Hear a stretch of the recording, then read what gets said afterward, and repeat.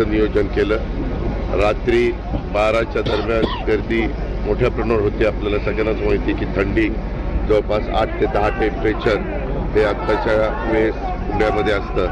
त्याच्यामुळे थंडीमुळं थोडंसं आत्ता संख्या कमी दिसते, पण जशी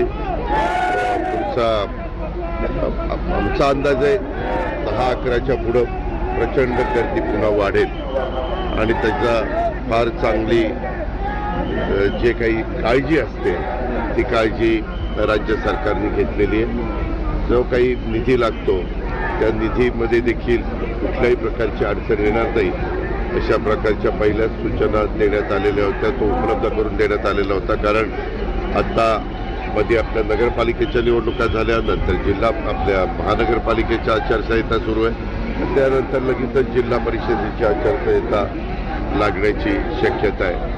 त्याच्यामुळं असं होता कामा नये की आचारसंहिता लागल्यामुळं कुठली अडचण निर्माण झाली, हे होता कामा नये। याकरता राज्याचे मुख्यमंत्री देवेंद्र फडणवीस असतील, उपमुख्यमंत्री एकनाथराव शिंदेसाहेब असतील, आमचे सामाजिक न्याय विभागाचे मंत्री संजय शिरसाट असतील, आम्ही सगळेच असू, त्यामध्ये काळजी जाणीवपूर्वक घेतली गेली आणि ते सगळं पत्रकार, इलेक्ट्रॉनिक प्रिंट मीडिया या नात्याने आपल्यालाही पाहायला मिळते। जिल्हा परिषदची आचारसंहिता कधीपर्यंत